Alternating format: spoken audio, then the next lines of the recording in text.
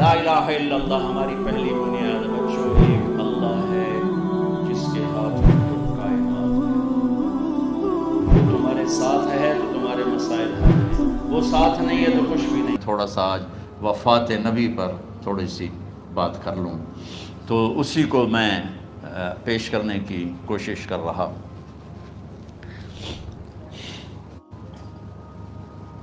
تو 53 برس کی عمر میں آپ نے مکہ سے مدینہ کی ہجرت فرمائی، اور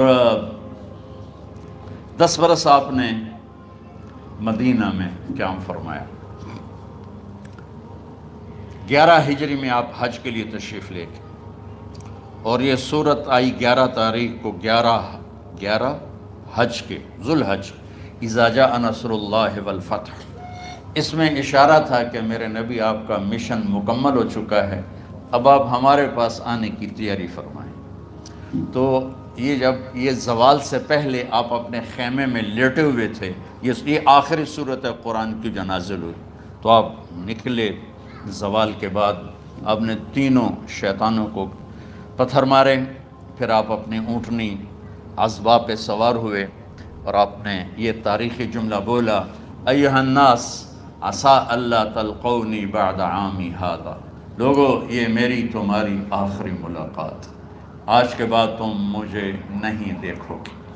واپسی پر آپ نے معاذ بن جبل کو مدینے سے یمن روانہ فرمایا، تو معاذ بن جبل سے ایسی محبت تھی کہ ان کو سی آف کرنے کے لیے 7 میل پیدل چلے، 7۔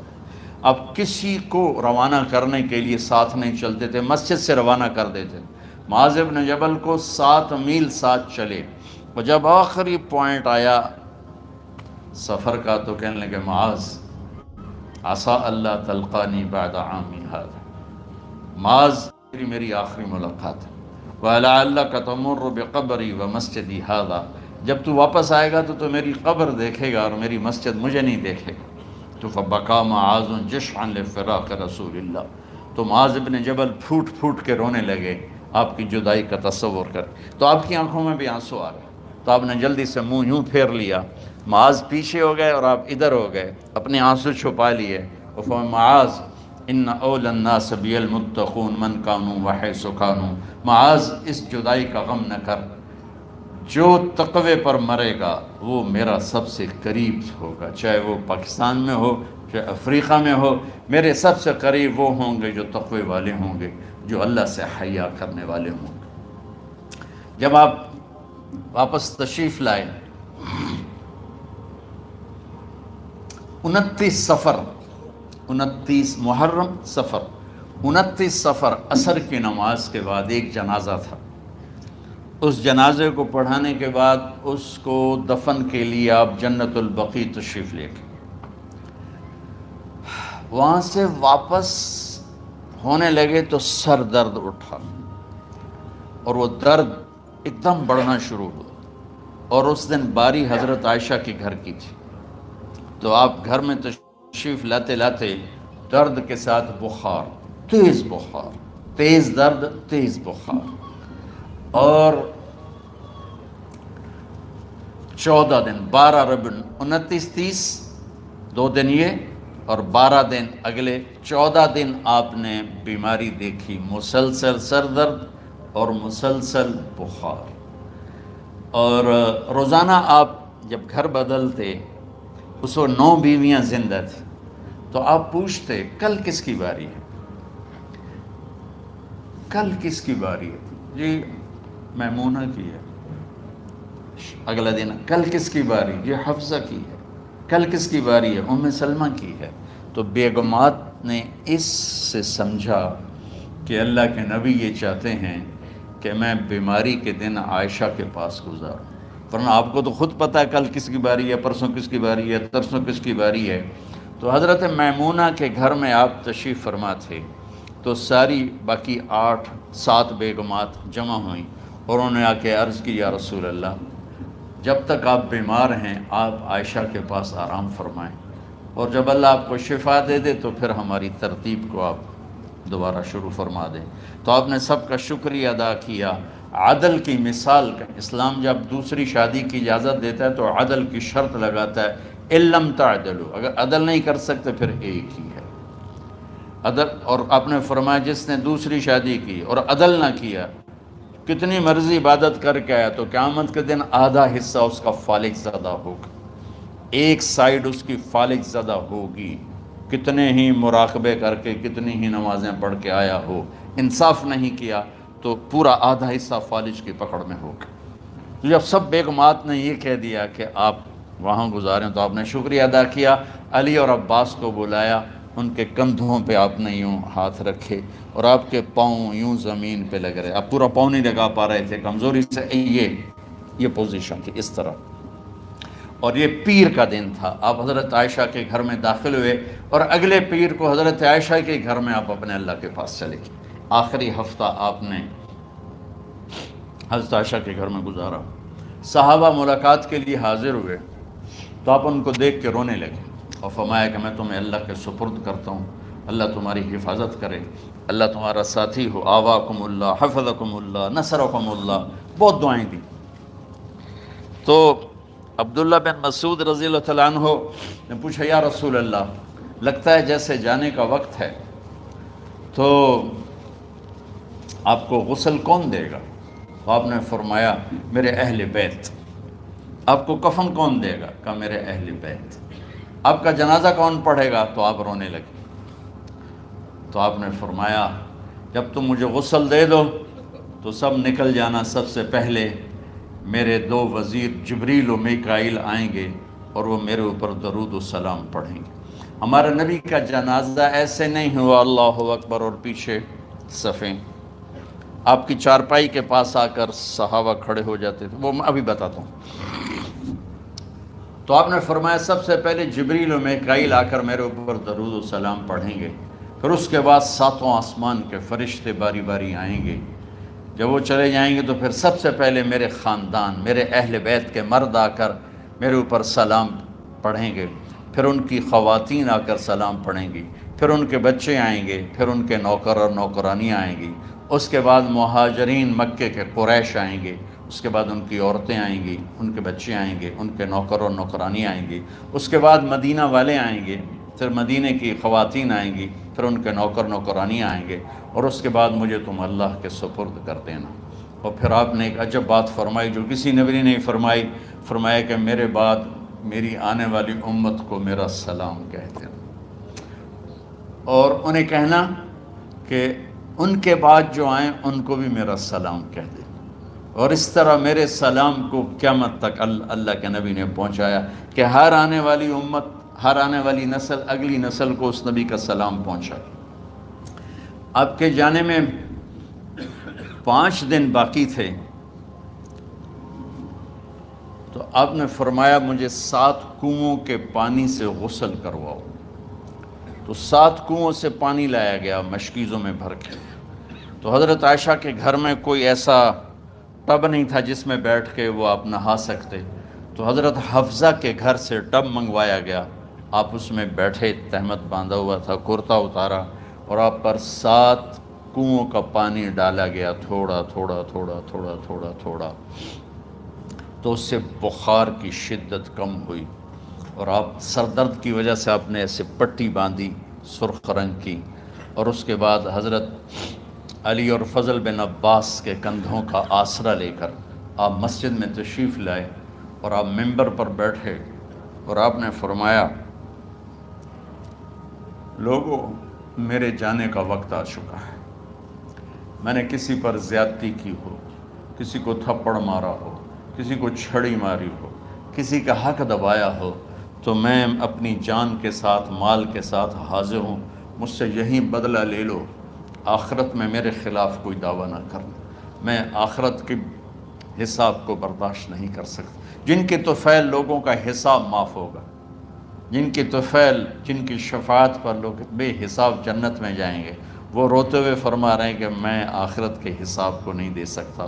تو سارے صحابہ رونے لگے، لیکن آپ اپنی بات کو دہراتے رہے، کوئی بھی نہیں اٹھا۔ تو آپ نے ظہر کی نماز پڑھائی، ظہر کے بعد پھر ممبر پر آئے اور فرمایا کہ لوگو یہیں مجھ سے حساب کتاب کر لو، آگے نہ کرنا،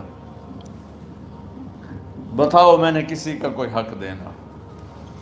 ایک صحابی کھڑے ہو، یا رسول اللہ آپ نے میرے 3 روپے دینے ہیں، 3 درہم۔ تو آپ نے فرمایا دینے ہوں گے ضرور، پر مجھے یاد نہیں، بتاؤ کہ کس طرح دینے ہیں؟ کہ یا رسول اللہ آپ کے پاس سائل آیا تھا، آپ سے مانگا، آپ کے پاس تھے نہیں، تو آپ نے مجھ سے کہا تیرے پاس کچھ ہیں؟ تو میرے پاس 3 درہم تھے، تو آپ نے فرمایا تو دے دے، میں بعد میں ادا کر دوں گا۔ تو ہاں یاد آ گیا۔ تو میرے نبی کے گھر میں تو تیل نہیں تھا، ایک چھٹانگ جس سے چراغ جلتا، پیسہ کہاں سے آتا؟ تو آپ کے سامنے آپ کے کزن فضل بن عباس کھڑے تھے، آپ نے فرمایا فضل میرا قرضہ ذمے لیتے ہو؟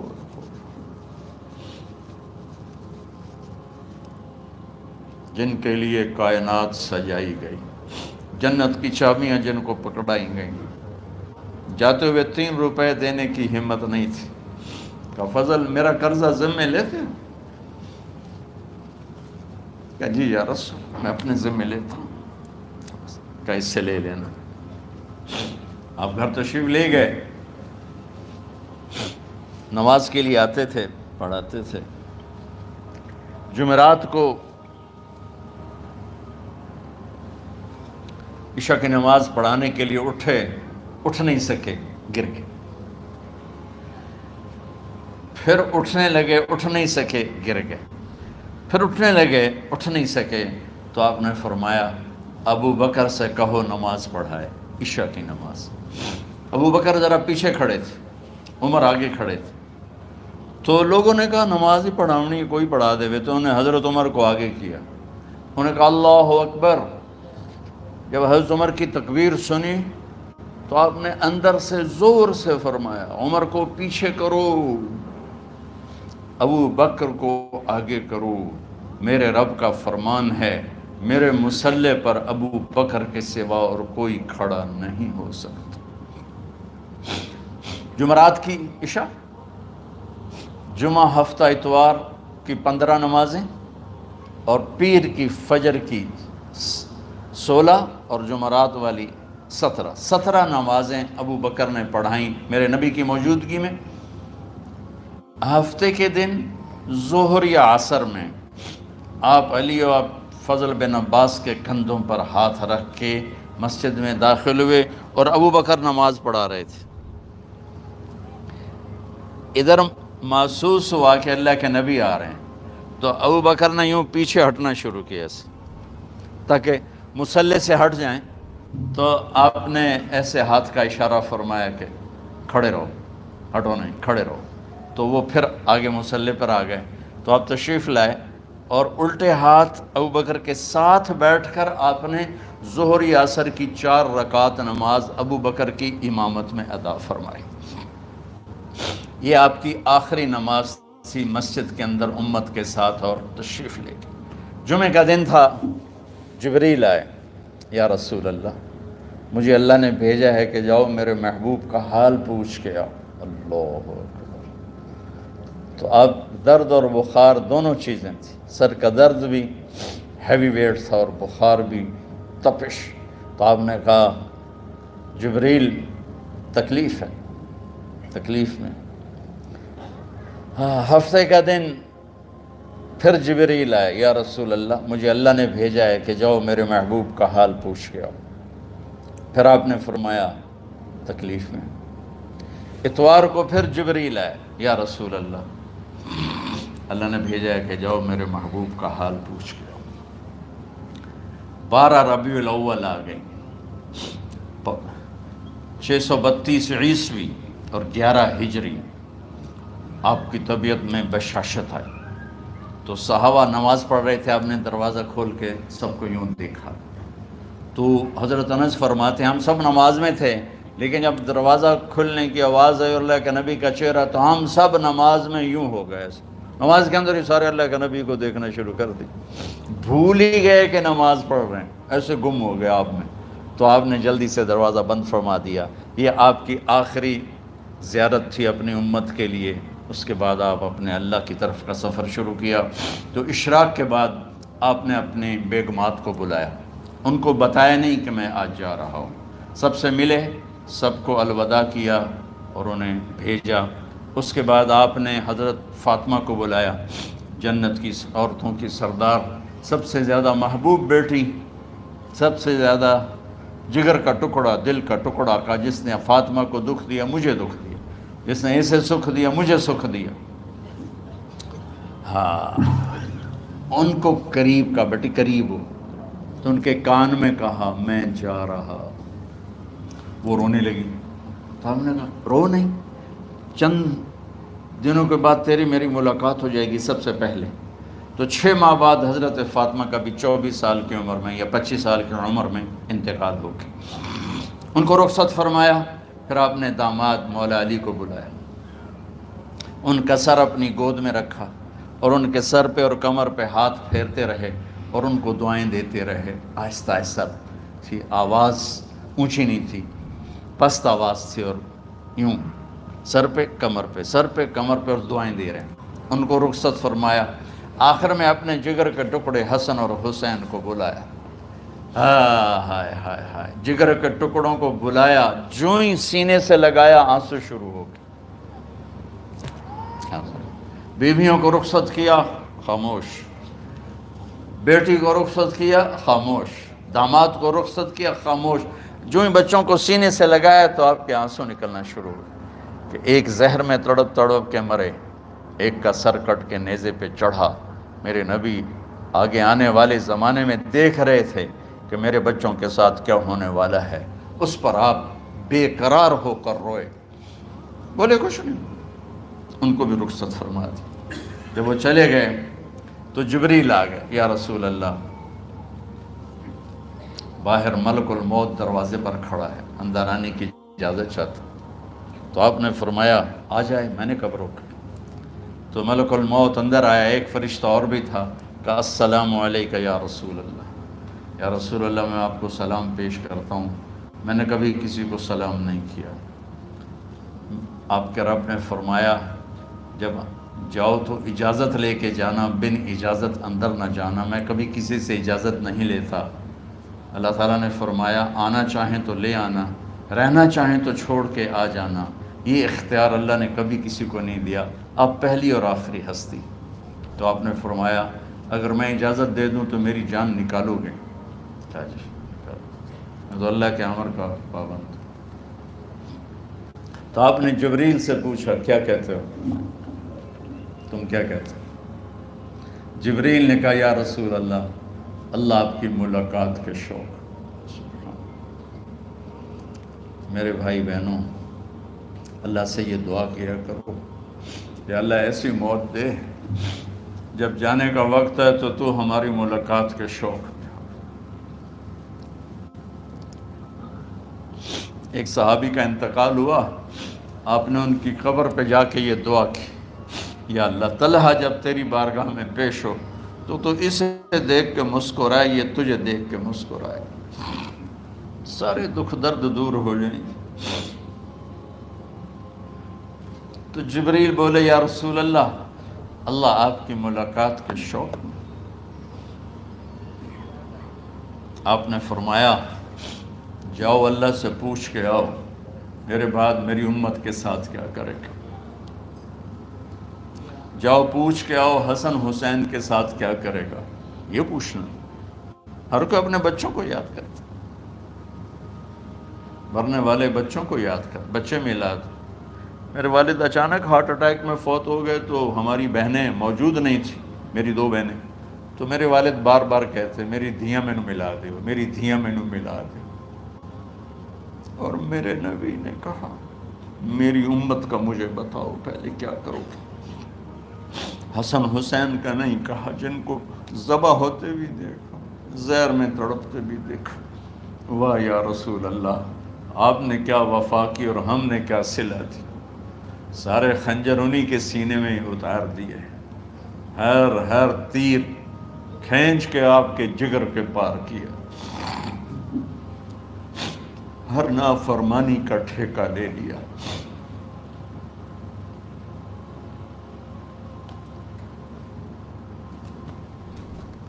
آؤ پوچھ کے آؤ میرے بعد میری امت کا کیا کرے گا۔ تو جبریل جا کر پیغام لائے کہ اللہ تعالیٰ فرما رہے ہیں ہم آپ کی امت کو تنہا نہیں چھوڑیں گے۔ میرے رب کی عزت کی قسم، خواتین و حضرات، میرے رب کی عزت کی قسم، میرے نبی یہ بات نہ اٹھاتے تو کوئی ہم میں خنزیر بنتا، کوئی بندر ہو جاتا، کوئی کتا ہو جاتا، کوئی سانپ بچھو بن جاتا۔ اللہ کی ہم سے کیا رشتہ داری؟ اس کملی والے پہ درود و سلام پڑھو جس نے اولاد کو پیچھے کر کے تمہیں اللہ سے مانگا، اور محشر کے میدان میں جب جہنم آ کے ایک چیخ مارے گی اور آدم سے لے کر عیسیٰ علیہ السلام تک ہر نبی کہے گا نفسی نفسی، ہر ماں باپ کہے گا نفسی نفسی، ہر بیٹا بیٹی کہے گا نفسی نفسی، ہر خاوند بیوی کہے گا نفسی نفسی، ہر بھائی بہن کہے گا نفسی نفسی۔ حضرت ابراہیم کہیں گے یا اللہ کسی کا سوال نہیں کرتا، میری جان بچا۔ عیسیٰ علیہ السلام کہیں گے یا اللہ میں اپنی ماں مریم کا بھی سوال نہیں کرتا، میری جان بس نفسی نفسی۔ کہ ہنگامے میں ایک آواز آئے گی امتی امتی۔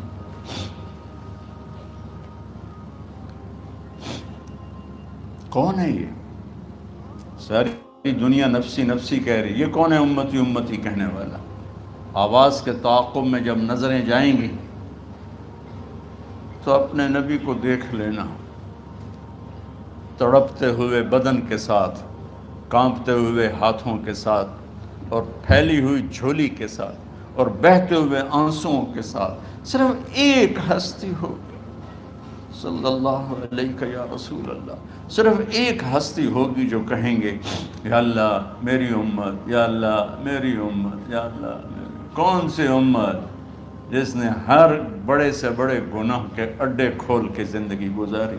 میرے نبی انہیں کو یاد کر رہے ہیں، میری امت میری امت میری امت۔ جب تک اللہ نے یہ نہیں کہا کہ آپ کی امت کے بارے میں راضی کر دوں گا، آپ نے فیصلہ نہیں کیا کہ چلو ملک الموت اللہ کی تقدیر کو پورا کر، اور جاتے ہوئے دو نصیحتیں فرمائیں، وہ بھی بچوں کے لیے نہیں، بیویوں کے لیے نہیں، امت کے لیے۔ الصلاۃ وما ملکت ایمانکم، اے میری امت نماز نہ چھوڑنا،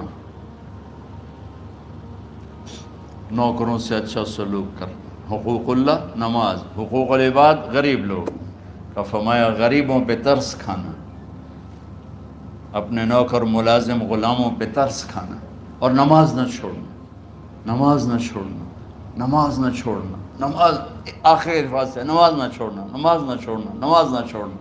اور اب حضرت عائشہ کے سینے پر اس طرح نیم دراز تھے، حضرت عائشہ یوں سیدھا بیٹھی ہوئی تھی۔ اب فرمایا کہ مجھے فخر حاصل ہے، مات فی سحری و نحری، میرے نبی نے میری گردن اور سینے کے درمیان اللہ کو جان پیش کی۔ آپ اس طرح نیم دراز تھے تو تھوڑی دیر پہلے عبد الرحمن بن عوف آئے، عبد الرحمن بن ابو بکر آئے، آپ کے ہاتھ میں تازہ مسواک تھا، تو آپ مسواک بہت فرماتے تھے، تو آپ اتنے کمزور ہو چکے تھے کہ بولا نہیں جا رہا تھا، تو آپ کی نظریں مسواک پہ ٹک گئیں، دیکھے جا رہے ہیں، مسواک کو دیکھے جا رہے ہیں۔ حضرت عائشہ نے محسوس کیا کہ نظریں مسواک پر ہیں، تو کہا یا رسول اللہ اب مسواک کرنا چاہتے ہیں، تو آپ نے تو حضرت عائشہ نے اب بھائی سے لے کر وہ لکڑی اور اپنے منہ میں چبائی، اور آپ کے منہ میں اس طرح کر کے خود چلائی، کہا میں وہ خوش قسمت ہوں جس کا لعاب آخری غذا تھی جو میرے نبی کے منہ میں گیا، وہ حضرت ام عائشہ کا لعاب مبارک تھا۔ اور پھر اس کے بعد اگلا یہ سارا واقعہ ہوا، تو آپ نے کہا الصلاۃ وما ملکت ایمانکم، ایک نماز نہ چھوڑنا، ایک اپنے نوکر نوکرانی غلاموں سے اچھا سلوک کرنا، اور پھر اللہم الرفیق الاعلی، یا اللہ بلا لے۔ جب آپ نے اعلان کیا کہ چلو تقدیر کو پورا کرو، تو جبریل بھی غمگین ہو کر کہنے لگے یا رسول اللہ پھر میرا بھی آج دنیا میں آخری دن ہے، آج کے بعد میں بھی کبھی اس دنیا میں لوٹ کے نہیں آؤں گا، یعنی وحی کے ساتھ۔ آپ کی آنکھیں بند ہوئیں، حضرت عائشہ رضی اللہ تعالیٰ عنہ کی چیخ نکلی، تو ساری بیگمات دوڑی دوڑی آئیں، تو آپ کی منزل پوری ہو چکی تھی، تو آپ کو لٹایا گیا، اور چادر ڈال دی گئی۔ ابو بکر رضی اللہ تعالیٰ عنہ اپنی دوسری بیگم کے پاس گئے تھے عوالی، 3-4 میل، پتہ چلا تو وہاں سے گھوڑے پر وہ دوڑتے ہوئے آئے اور آ کر آپ کے ماتھے سے، چہرے سے کپڑا ہٹایا اور آپ کے ماتھے پر بوسہ لیا تو آپ کے آنسو ماتھے پر گرے۔ کوا و نبیّا وا خلیلا وا صفیہ، ہائے میرا نبی، ہائے میرا دوست، ہائے میرا خلیل، ہائے میرا جگر، کہ یا رسول اللہ آج کے بعد آپ کوئی دکھ نہیں دیکھیں۔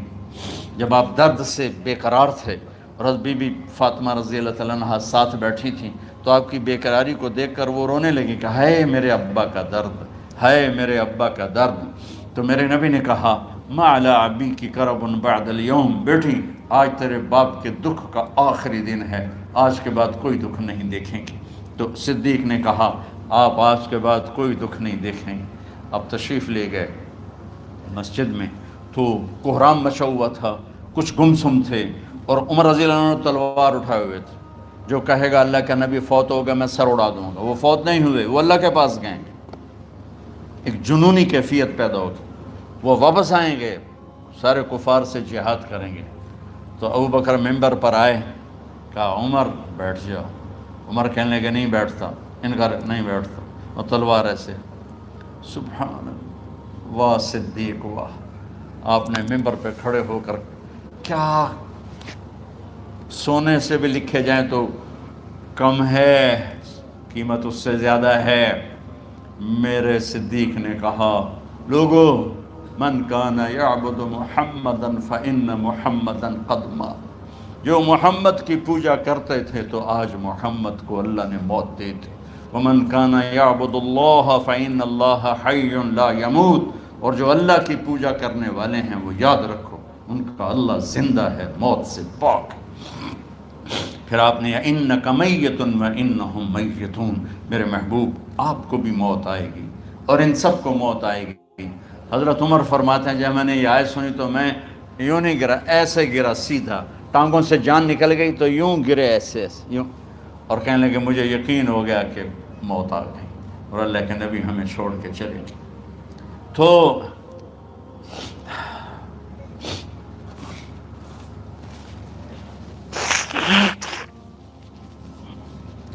غسل کون دے، کیسے دے؟ اہل بیت نے غسل دینا تھا۔ آپ کے کپڑے اتار کے غسل دیا جائے یا جو آپ نے کپڑے پہنے ہیں اسی میں غسل دیا جائے؟ تو پریشان ہے، کیا کیا جائے؟ سب پہ اونگ طاری ہو گئی، ایک دم سب کو نیند آئی اور غیب سے آواز آئی کہ ہمارے نبی کو کپڑوں سمیت غسل دیا جائے۔ آپ کے بدن مبارک سے کپڑا نہیں اتارا، کوئی اتارے نہیں۔ تو اس آواز پر سارے بیدار ہوئے۔ تو حضرت عباس، فضل بن عباس، شقران آپ کے غلام، اور اسامہ بن زید اور علی بن ابی طالب آپ کو غسل دینے والے تھے۔ حضرت علی آپ پر پانی ڈال رہے تھے اور فضل بن عباس جسم کو مل رہے تھے، اور حضرت علی ساتھ ساتھ روتے ہوئے یا رسول اللہ آپ نے ہمیں صبر کا حکم دیا، اگر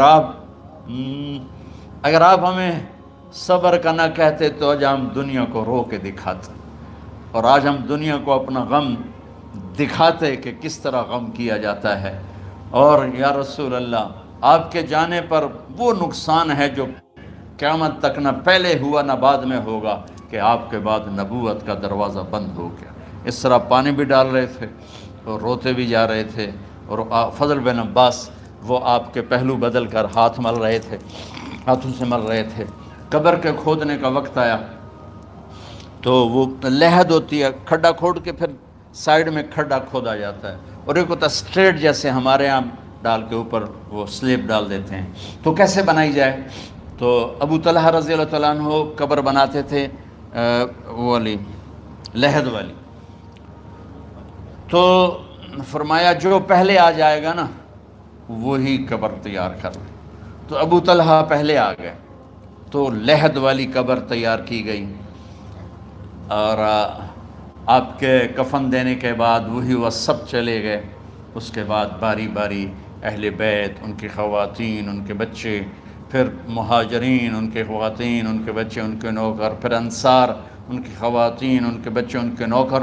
تو پیر اور منگل یہ 2 دن سارے گزر گئے، اور منگل کو عشاء کے بعد جا کر یعنی بدھ کی رات آپ کی تدفین کا وقت آیا، تو جب آپ کو قبر میں اتار دیا گیا تو مغیرہ بن شعبہ رضی اللہ عنہ کھڑے تھے، انہوں نے اپنی انگوٹھی اتار کے اندر پھینک دی لاحد۔ تو پھر کہنے لگے علی کہ میری انگوٹھی نیچے گر گئی ہے، اٹھا لوں؟ ایک بہانہ کیا نبی کو بوسہ لینے کا، انگوٹھی پھینک کر فرمانے لگے علی وہ میری انگوٹھی گر گئی ہے، اٹھا لوں؟ سب دیکھ رہے تھے کہ پڑی ہوئی کہاں اٹھا لو، تو انگوٹھی کیا اٹھانی تھی، نیچے جا کر اللہ کے نبی کو لپٹ کے اور دھاڑ دھاڑ رونا شروع کیا، سب صحابہ کی چیخیں نکال دی۔ انگوٹھی تو ایک بہانہ ہی تھا، آخری شخص جس کا جسم نبی کے جسم سے ٹچ ہوا وہ مغیرہ بن شعبہ ہے۔ تو پھر سب نے شور مچایا کہ باہر نکالو باہر نکالو، باہر نکلو، باہر نکلے تو اینٹیں لگائی گئیں، پھر مٹی ڈالی گئی۔ تو جب واپسی ہوئی تو حضرت انس گزرے تو حضرت فاطمہ کھڑی تھیں، طابت نفوسکم ان حسیتم علی رسول اللہ التراب، انس کس جگر کے ساتھ تم نے نبی کو مٹی میں چھپا دیا، کس جگر کے ساتھ تم نے نبی کو مٹی میں چھپا دیا،